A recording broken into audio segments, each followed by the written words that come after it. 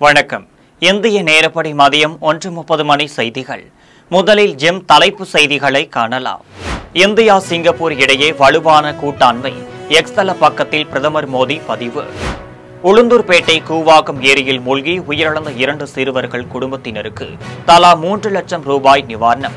முதலமைச்சர் மு.க. ஸ்டாலின் அறிவிப்பு. குமரியில் 2 நாள் பயணம். இந்து சமய மாநாட்டை இன்று தொடங்கி வைக்கிறார் ஆளுநர் ஆர்.என். ரவி. தமிழ் வார விழா நாளை நிறைவு. முதலமைச்சர் மு.க. ஸ்டாலின் பங்கேற்பு. தமிழகத்தில் சட்ட ஒழுங்கு சரியில்லை. பாஜக மாநில தலைவர் நயினார் நாகேந்திரன் குற்றச்சாட்டு. மருத்துவ படிப்புகளுக்கான நீட் தேர்வு இன்று தொடக்கம்.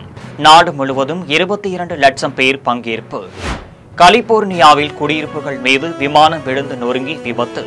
விமானி ஒருவர் பலி. இனி விரிவான செய்திகளை காணலாம்.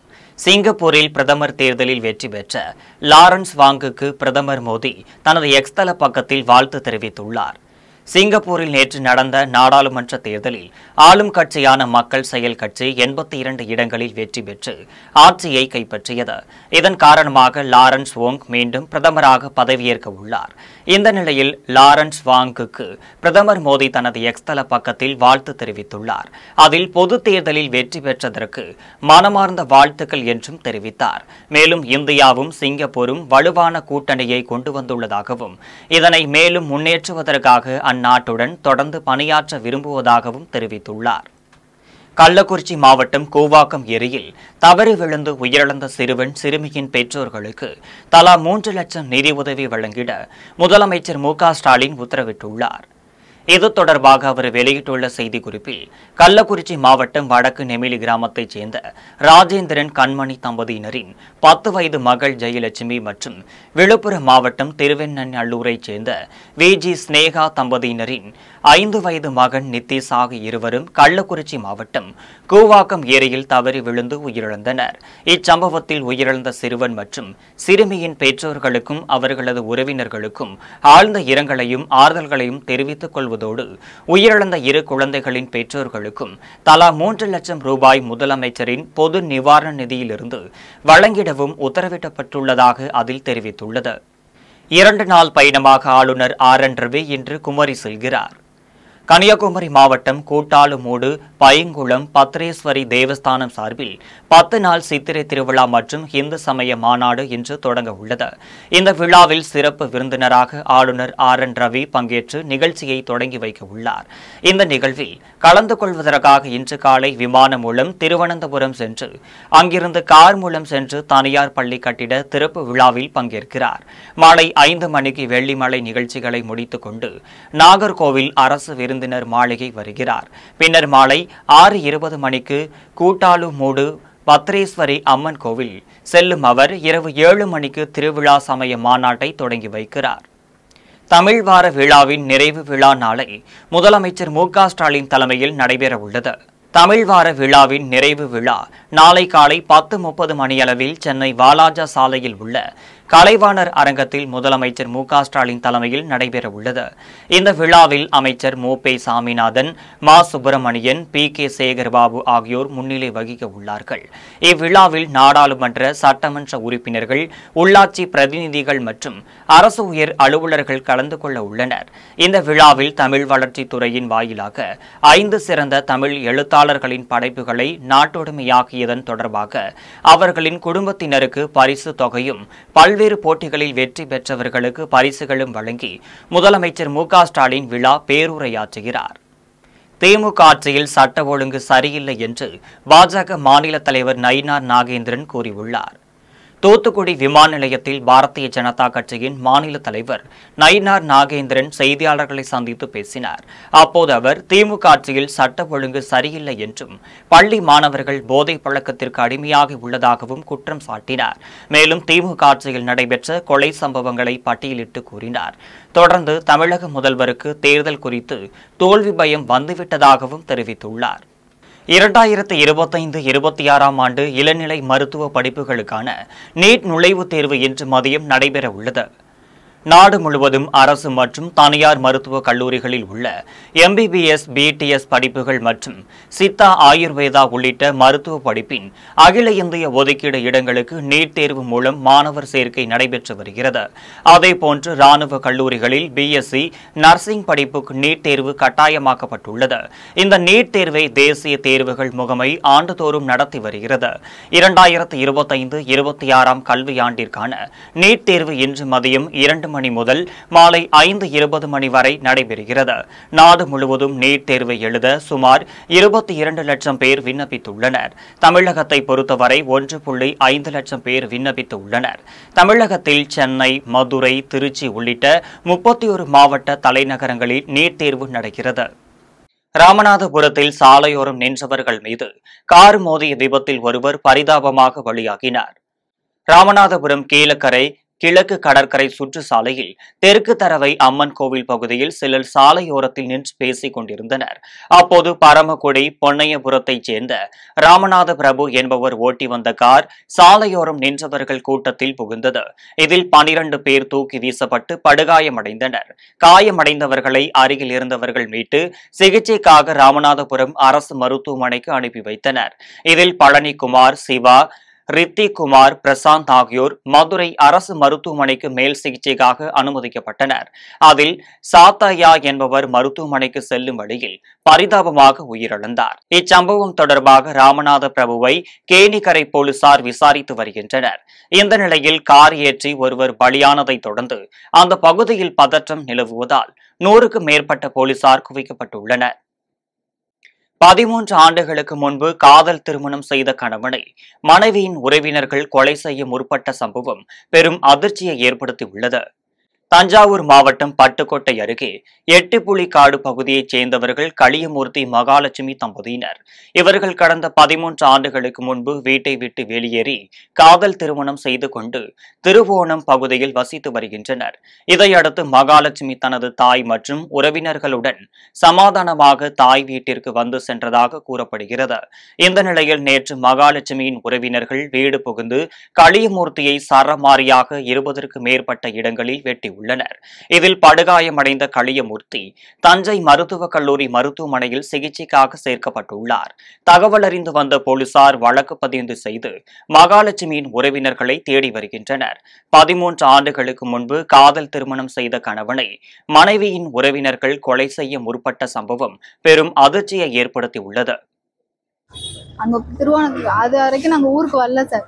திருவோணம் மேட்டுப்பட்டியில தான் சார் நாங்க இருந்தோம். அங்க பிரச்சனை ஆயிடுச்சு சார். எங்க மாமா வீட்டு இடத்துல இருந்ததுனால அவங்க மாமா வந்து நான் இந்த இடத்துல இருக்க போறேன், நீங்க போயிருங்க அப்படின்னு சொன்னதுனாலதான் சார் நாங்க ஊருக்கு வரும்போது அவங்கள்ட்ட கேட்டோம் சார். போலீஸ் ஸ்டேஷன்ல போய் கேட்டோம். ஊர்ல உள்ள பெரிய மனுஷர்கிட்ட கேட்டோம் சார். அதுக்கு அவங்க சொன்னாங்க, நான் என் மவ தான், என் பேர பிள்ளைகளோ தான், என் மருமையன் தான், நான் எதுவுமே பண்ண மாட்டேன், நீங்க வர சொல்லுங்க, நாங்க பாத்துக்கிறோம் அப்படின்னு சொன்னாங்க.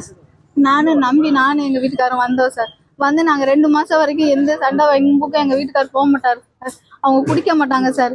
என்னை எந்த வீட்டு வேலைக்கும் அனுப்புனது இல்லை சார். அவங்கதான் எல்லா வேலையும் பார்ப்பாங்க, பண்ணுவாங்க, செய்வாங்க. என்னை ஒரு ராணி மாதிரி எங்க வீட்டுக்காரர் வச்சிருந்தாரு சார். நீ எவ்வளவு வீட்டு பெரிய பொண்ணு, நான் உன்னை அப்படிதான் வச்சிருப்பேன் அப்படின்னு சொல்லி எங்க வீட்டுக்காரர் வச்சிருந்தாரு சார். நாங்க வீட்டுல இல்லை சார். நாங்க வெளியூர் போனது தெரிஞ்சுக்கிட்டு எங்க வீட்டுக்காரர் மட்டும் வீட்டுல இருந்தப்ப மண்டையில மட்டுமே 50 வெட்டு வெட்டியிருக்காங்க. மூளை மட்டும் தனியா செதறி விழுந்துருச்சு சார். அவன் மூளை மட்டுமே எடுத்து பட்டுவோட சிஹெச்ல வச்சு அப்படியே தைக்கையில எனக்கு உயிரே போயிடுச்சு சார். அங்கேயே எங்க வீட்டுக்காரர் இறந்துட்டாங்க, சொல்லிட்டாங்க. உங்க வீட்டுக்காரர் பொழைக்க மாட்டாருமா, நீங்க வேணா கொண்டு போய் வச்சிருக்கலாம் அப்படின்னு. ஆணவ கொலையா வெட்டி இருக்கிறாங்க. 13 வருஷத்து வெறிய அவங்க காட்டி இருக்கிறாங்க. திருத்துறைப்பூண்டி அருகே கேரளாவிலிருந்து வேளாங்கண்ணிக்கு ஆம்னி வேனில் சுற்றுலா வந்தவர்கள் மீது அரசு பேருந்து மோதியதில் 4 பேர் பரிதாபமாக உயிரிழந்தனர். கேரள மாநிலத்தில் இருந்து வேளாங்கண்ணிக்கு ஆம்னி வேன் ஒன்று சுற்றுலா செல்வதற்காக புறப்பட்டு சென்றது. அப்போது திருவாரூர் மாவட்டம் திருத்துறைப்பூண்டி அடுத்துள்ள வேப்பஞ்சேரி என்ற இடத்தில் இன்று காலை வந்தபோது எதிரே வந்த அரசு பேருந்து வேன் மீது மோதி விபத்துக்குள்ளானது. இதில் வேனில் பயணம் செய்த 4 பேரும் சம்பவ இடத்திலேயே உயிரிழந்தனர். இந்த விபத்தில் காயமடைந்த மேலும் 3 பேர் திருத்துறைப்பூண்டி அரசு மருத்துவமனையில் சிகிச்சைக்காக அனுமதிக்கப்பட்டுள்ளனர். இந்த விபத்து குறித்து திருத்துறைப்பூண்டி போலீசார் வழக்கு பதிவு செய்து விசாரணை மேற்கொண்டு வருகின்றனர். தாராபுரம் அருகே சாலையில் தோண்டப்பட்ட குழிக்குள் இருசக்கர வாகனம் விழுந்த விபத்தில் கணவன் மனைவி இருவரும் சம்பவ இடத்திலேயே உயிரிழந்தனர். திருப்பூர் மாவட்டம் தாராபுரம் அடுத்த சேர்வக்காரன் பாளையம் பகுதியைச் சேர்ந்தவர் நாகராஜன் ஆனந்தி தம்பதி. இந்த தம்பதியின் மகள் தீக்ஷனா தாராபுரத்தில் உள்ள பள்ளியில் 8ஆம் வகுப்பு படித்து வருகிறார். இந்த நிலையில் நாகராஜ் தனது மனைவி மற்றும் மகளுடன் திருச்செந்தூர் உள்ளிட்ட ஆன்மீக தலங்களுக்கு சென்றுவிட்டு இன்று அதிகாலை 3 மணி அளவில் தனது இருசக்கர வாகனத்தில் வந்துள்ளார். அவர்கள் தாராபுரம் குள்ளாயம்பாளையம் அருகே வந்தபோது சாலையின் மத்தியில் பாலம் கட்டுவதற்காக தோண்டப்பட்டிருந்த ஆழமான குழிக்குள் நாகராஜனின் இருசக்கர வாகனம் தவறி விழுந்ததில் சம்பவ இடத்திலேயே தம்பதி இருவரும் உயிரிழந்தனர். அவர்களது மகள் தீக்ஷனா பலத்த காயமடைந்து உயிருக்கு போராடிய நிலையில் உதவி கேட்டு விடிய விடிய சத்தமிட்டுள்ளார். ஆனால் மூவரும் ஆழமான குழிக்குள் விழுந்து கிடந்ததால் சாலையில் சென்ற வாகன ஓட்டிகளும் விபத்து குறித்து தெரியவில்லை. இந்த நிலையில் அதிகாலை அந்த வழியாக சென்ற சிலர் சிறுமியை மீட்டு மருத்துவமனைக்கு அனுப்பி வைத்தனர். பின்னர் இது குறித்து தகவல் அறிந்து சம்பவ இடத்திற்கு வந்த போலீசார் உயிரிழந்த தம்பதியின் உடல்களை கைப்பற்றி பிரேத பரிசோதனைக்காக அனுப்பி வைத்து விபத்து குறித்து விசாரணை நடத்தி வருகின்றனர். பெரம்பலூர் அருகே ஆற்றில் மின்சாரம் பாய்ச்சி மீன் பிடிக்க முயன்ற இளைஞர்கள் இருவர் மின்சாரம் தாக்கி உயிரிழந்த சம்பவம் சோகத்தை ஏற்படுத்தியுள்ளது. பெரம்பலூர் மாவட்டம் தொண்டாமாந்துறை கிராமத்தில் ரஞ்சித், தினேஷ் என்ற இளைஞர்கள் சட்டவிரோதமாக ஆற்றில் மின்சார பாய்ச்சி மீன் பிடிக்க முயன்றுள்ளனர். ஆற்றின் அருகே உள்ள மின்கம்பத்தில் வயரை இணைத்து தண்ணீரில் போட்டு மின்சாரம் பாய்ச்சியுள்ளனர். அப்போது எதிர்பாராத விதமாக அவர்கள் மீது மின்சாரம் பாய்ந்ததில் இருவரும் உயிரிழந்தனர். இந்த சம்பவம் தொடர்பாக போலீசார் வழக்கு பதிவு செய்து விசாரணை மேற்கொண்டு வருகின்றனர். ஆற்றில் மின்சாரம் பாய்ச்சி மீன் பிடிக்க முயன்ற இளைஞர்கள் இருவர் மின்சாரம் தாக்கி உயிரிழந்த சம்பவம் அப்பகுதியில் சோகத்தை ஏற்படுத்தியுள்ளது. பட்டியலின வகுப்பைச் சேர்ந்தவர் சொந்தமாக ஜேசிபி இயந்திரம் வைத்திருந்தால் அவர் மீது கொலைவெறி தாக்குதல் நடத்திய மர்ம கும்பலை போலீசார் தேடி வருகின்றனர். திருப்பூர் மாவட்டம் தாராபுரம் அருகே உள்ள உப்பாறு டேம் தொப்பம்பட்டி கிராமத்தில் கந்தசாமி என்பவர் ஜேசிபி இயந்திர ஆபரேட்டராக பணிபுரிந்து வருகிறார். இவரிடம் ரெட்டியபாளையம் பகுதியில் வசிக்கும் ராசு என்பவர் தனது தோட்டத்தில் கிணறு தூர்வாரும் பணி இருப்பதாக கூறி வேலைக்கு அழைத்துள்ளார். இதன் காரணமாக அவரது நிலத்தில் ஜேசிபி இயந்திரத்தின் மூலம் கந்தசாமி தூர்வாரும் பணியில் ஈடுபட்டிருந்த போது 5 பேர் கொண்ட மர்ம நபர்கள் அவரை கடுமையாக தாக்கியுள்ளனர். இதில் படுகாயமடைந்த கந்தசாமி மருத்துவமனையில் சிகிச்சை பெற்று வருகிறார். தகவல் அறிந்து வந்த காவல்துறையினர் நடத்திய விசாரணையில் பட்டியல் இனத்தைச் சேர்ந்த கந்தசாமி சொந்தமாக ஜேசிபி இயந்திரம் வைத்திருந்ததால் இந்த கொலைவெறி தாக்குதல் அரங்கேறி உள்ளது தெரியவந்தது. இது தொடர்பாக தாராபுரம் போலீசார் வழக்கு பதிந்து குற்றவாளிகளை தேடி வருகின்றனர். 10 வருஷமா இருந்து ஒரு லோனை போட்டு இண்டஸ்இண்ட் பேங்க்ல லோனை போட்டு ஒரு ஜேசிபி ஒன்று வாங்கியிருந்தாங்க. வாங்கி அதை ஓட்டிட்டு இருக்கும்போது இப்போ இந்த கொஞ்ச நாள் ஓட்டிக்கிட்டு இருக்கும்போது அந்த பிரச்சனை இல்லைங்கன்னா இந்த இப்போ மேட்டுப்பாளையத்தில் வந்து இப்போ வண்டி வேலை செய்ய போயிருந்தாங்கண்ணா. போய் ஓட்டிக்கிட்டு இருக்கும்போது இந்த மாதிரி வந்து எல்லாம் அடிச்சு போட்டாங்கண்ணா. ஜாதி சொல்லி அடிச்சு பெரிய பிரச்சனையாகி போச்சுங்கண்ணா. அப்புறம் இந்த மாதிரி வெங்கில் பழைய சக்தின்னு சொல்லி ஒருத்தருங்கண்ணா, இவர் பின்னாடி எங்கள் ஐயை பிடிச்சி பின்னாடி இது வண்டி சைக்கிள் நாய் ஏண்டா நீ எல்லாம் ஆப்ரேட்டர் இருக்கிறத போட்டு வண்டி வாங்கி எங்கள் வேலையில தொலைக்கிறியா, நீ ஏண்டா நீ எத்த சூடாள்ற முதல்ல நீ எல்லாம் ஆப்ரேட்டர் ஆகிட்டீங்கன்னா எப்பவுமே வந்து எல்லாம் உன்னை பார்த்து எல்லாமே ஜேசிபி வாங்குவாங்கடா, எங்களுக்கு ஆப்ரேட்டர் எப்படா கிடைக்கும் அப்படின்னு சொல்லி போட்டு வாட முதல்ல உன்னை கைங்கால் உடைக்கிற, உன்னை கொல்லாம விட்ட உன்ன மாதிரி ஒன்று 4 பேர் வளர்ந்துக்கிறா அப்படின்னு சொல்லி போட்டு பிடிச்சி அடிச்சு போட்டாங்க. வாழப்பாடி அருகே கேரளாவிற்கு மான் கொம்புகளை கடத்த முயன்ற 3 பேரை பிடித்து வனத்துறையினர் விசாரணை மேற்கொண்டு வருகின்றனர். சேலம் மாவட்டம் வாழப்பாடி அருகே வன அலுவலகத்திற்கு கிடைத்த ரகசிய தகவலின் பேரில் வன பணியாளர்கள் உரிமையாள்புரத்தில் புதிரா கவுண்டபாளையம் செல்லும் சாலையில் வாகன தணிக்கையில் ஈடுபட்டிருந்தனர். அப்போது அவ்வழியாக வந்த ஆம்னி காரை சோதனை செய்ததில் மான் கொம்புகளுடன் 3 நபர்கள் பிடிபட்டனர். தொடர்ந்து மூவரையும் விசாரணை செய்ததில் வாழப்பாடியைச் சேர்ந்த பழனிமுத்து, திருவள்ளூரைச் சேர்ந்த இந்திர செல்வன், கோவையைச் சேர்ந்த வெங்கடேஷ் என்பது தெரியவந்தது. மேலும் விசாரணையில் கேரளாவிற்கு விற்பனை செய்வதற்காக கடலூர் மாவட்டம் வேப்பூர் பகுதியிலிருந்து மான் கொம்பை நரிக்குறவர்களிடம் இருந்து வாங்கியது தெரியவந்தது. இதையடுத்து மூவருக்கும் தலா 70,000 வீதம் மொத்தம் 2,10,000 ரூபாய் அபராதம் கட்டணமாக வசூலிக்கப்படும் என்று எச்சரிக்கை விடுக்கப்பட்டுள்ளனர். திமுகவை எதிர்ப்பதை விஜய் கடுமையாக்க வேண்டும் என்று தமிழிசை சவுந்தரராஜன் தெரிவித்துள்ளார். சென்னை விமான நிலையத்தில் தெலுங்கானா மற்றும் புதுச்சேரி முன்னாள் ஆளுநர் தமிழிசை சவுந்தரராஜன் செய்தியாளர்களை சந்தித்து பேசினார். அப்போது அவர், ஆளுநர் ரப்பர் ஸ்டாண்ட் போஸ்ட்மேன் என கூறும் இன்றைய ஆட்சியாளர்கள் எதிர்க்கட்சியாக இருக்கும் பொழுது தினம் அவரை சென்று பார்த்ததாக கூறினார். மேலும் அதிமுக பாஜக கூட்டணி அமைந்தால் திமுக பதற்றத்தில் உள்ளது எனவும் திமுகவை எதிர்ப்பதை விஜய் கடுமையாக்க வேண்டும் எனவும் கூறியுள்ளார். 2026 எங்களது வெற்றியை நோக்கி எங்களது பயணம் இருக்கும். ஏனென்றால் இன்று நடப்பது விளம்பர அரசு தான். அன்னைக்கு ஒரு கூட்டம் நடைபெறுகிறது. அதற்கு பார்த்தீர்கள் என்றால் நேற்றைய தினம் மரியாதைக்குரிய பாரத பிரதமர் இந்திய தேசம் முழுவதும் பேசுகிறார்கள். பேசும்போது இந்த மக்களுக்கு நல்லதையெல்லாம் சொல்கிறார்கள். அதற்கு விளம்பரம் 6 கோடி 6 கோடி 6 கோடின்னு சொல்லிட்டு விளம்பரம் செய்தவர்கள் இன்றைய நீங்க பார்த்தீங்கன்னா எல்லாம் எவ்வளவு விளம்பரம். அந்த விளம்பரத்தை கூட்டி பார்த்தாலே எவ்வளவு பணம் செலவழிக்கிறார்கள் விளம்பரத்திற்கு. அதுவும் இன்று பாராட்டு விழா எதற்கு? ஏற்கனவே ஒரு பாராட்டு விழா வைத்தாகிவிட்டது, மறுபடியும் பாராட்டு விழா. அதுல வேற என்னன்னா மாநில சுயாட்சி நாயகன் வேற போட்டுக்கிறாங்க. அதுல என்னத்தை வைத்து விழா எடுக்கிறார்கள்? எதற்கு பாராட்டு விழா எடுக்கிறார்கள்? அண்ணன் ஸ்டாலின் அவர்களுக்கு இப்பொழுது விளம்பர மோகம் மிக மிக அதிகரித்து விட்டது. மக்கள் மீது கவனம் செலுத்தாமல் தினம் ஒரு பாராட்டு விழா, தினம் பாராட்டு விழாவில் மகிழ்ச்சியில் நனைய வேண்டும் என்று நினைக்கிறார்கள். ஆனால் மக்கள் வேதனையில் வெந்து கொண்டிருக்கிறார்கள் என்பதுதான். இன்னைக்கு பாத்தீங்கன்னா தண்ணீர் பிரச்சனை பல இடங்களில் இருக்கிறது, கரண்ட் பிரச்சனை பல இடங்களில் இருக்கிறது, டிரான்ஸ்போர்ட் பிரச்சனை பல இடங்களில் இருக்கிறது.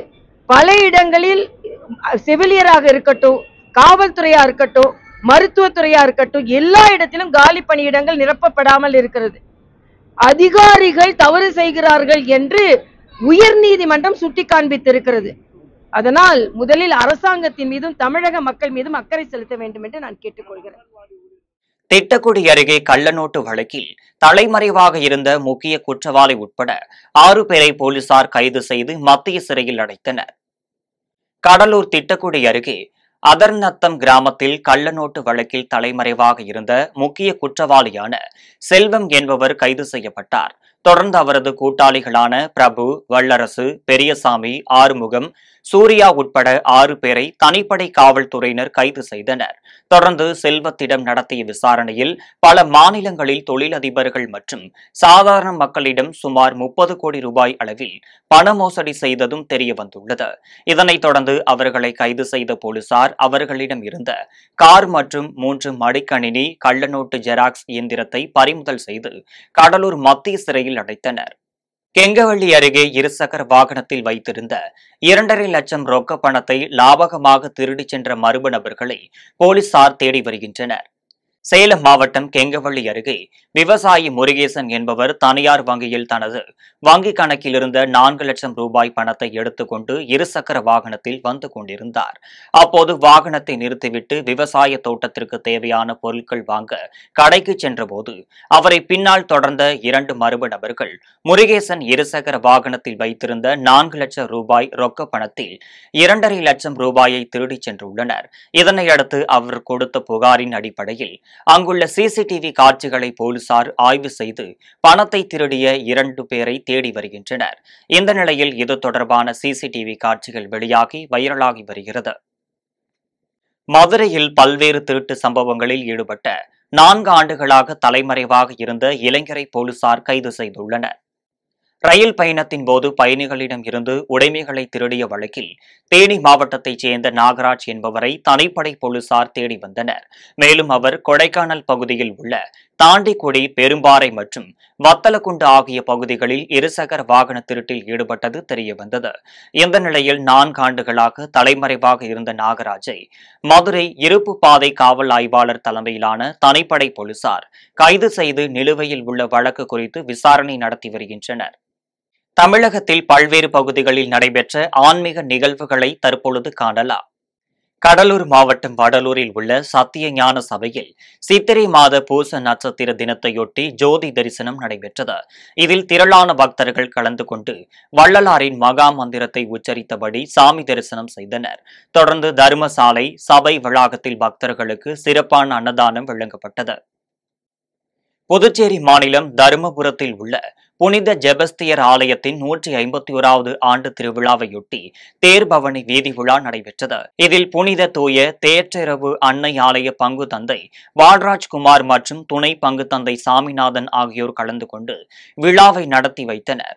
இதில் ஏராளமான கிறிஸ்தவர்கள் கலந்து கொண்டனர். நெல்லை மாவட்டம் திசையன் விலை அருகே சொக்கலிங்கபுரம் சந்தனபதி ஐயா நிகழ்த்தாங்கல் ஆலய திருவிழா கொடியேற்றத்துடன் தொடங்கியது.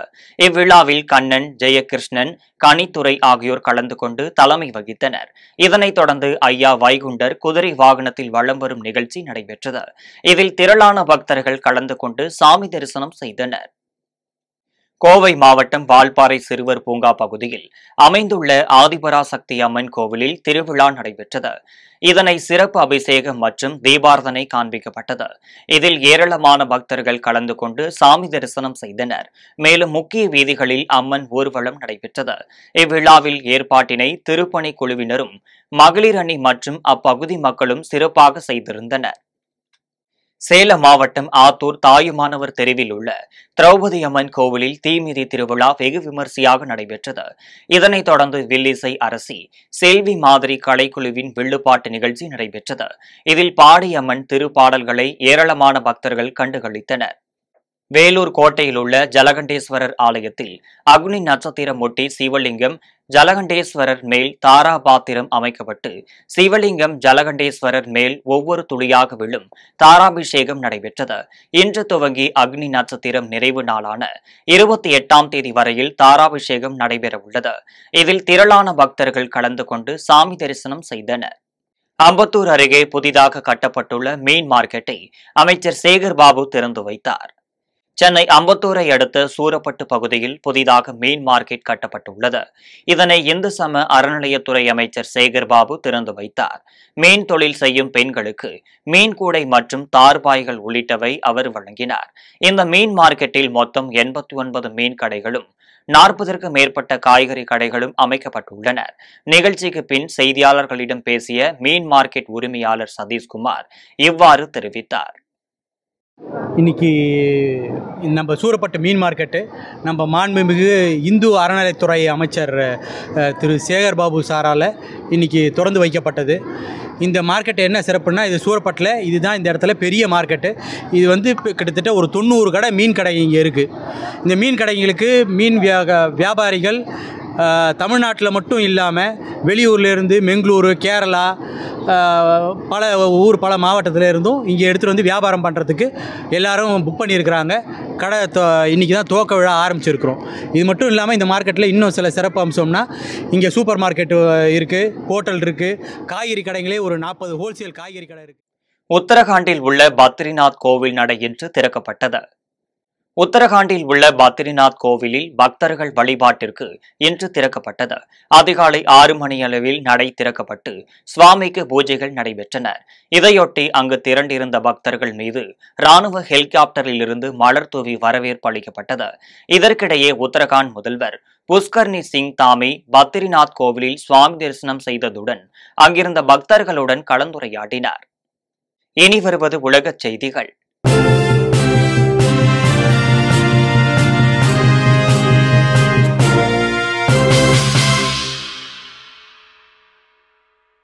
ரஷ்ய அதிபர் புட்டின் முன்மொழிந்த 3 நாள் போர் நிறுத்தம் ஒரு நாடகம் என்று உக்ரைன் அதிபர் ஜெலன்ஸ்கி கூறியுள்ளார். 2022ஆம் ஆண்டு தொடங்கிய ரஷ்ய உக்ரைன் போர் 3 ஆண்டுகள் தொடர்ந்து நடைபெற்று வருகிறது. இந்த நிலையில் 2ஆம் உலகப் போரில் ரஷ்யா வெற்றி பெற்றதின் 80வது ஆண்டு கொண்டாட்டத்தை ரஷ்யா கொண்டாடி வருகிறது. இதையொட்டி உக்ரைன் மீதான போரை மே 8ஆம் தேதி முதல் 10ஆம் தேதி வரை நிறுத்தி வைக்க முடிவு செய்துள்ளதாக ரஷ்ய அதிபர் புட்டின் அறிவித்தார். இது தொடர்பாக ரஷ்ய அதிபர் புட்டின் முன்மொழிந்த 3 நாள் போர் நிறுத்தம் ஒரு நாடகம் என உக்ரைன் அதிபர் ஜெலன்ஸ்கி கூறியுள்ளார். இனி வருவது விளையாட்டு செய்திகள்.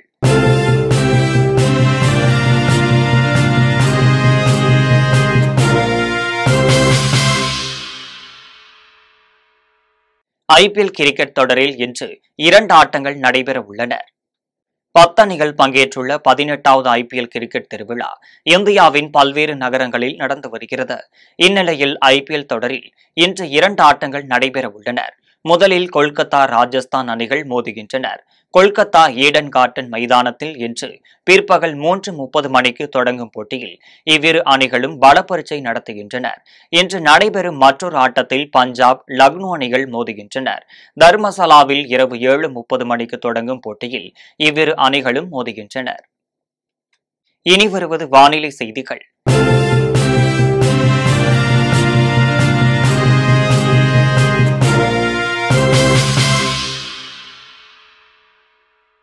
தமிழகத்தில் வரும் 8ஆம் தேதி வரை ஒரு சில இடங்களில் மிதமான மழை தொடர வாய்ப்புள்ளதாக வானிலை ஆய்வு மையம் தெரிவித்துள்ளது.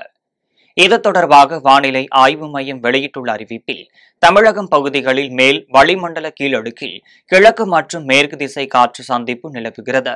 இதன் காரணமாக தமிழகத்தில் வரும் 8ஆம் தேதி வரை ஒரு சில இடங்களில் மிதமான மழை தொடர வாய்ப்புள்ளதாகவும் 6ஆம் தேதி கோவை, நீலகிரி, மயிலாடுதுறை, நாகப்பட்டினம், தஞ்சாவூர், திருவாரூர் ஆகிய 6 மாவட்டங்களில் கனமழை பெய்ய வாய்ப்புள்ளதாக அதில் கூறப்பட்டுள்ளது.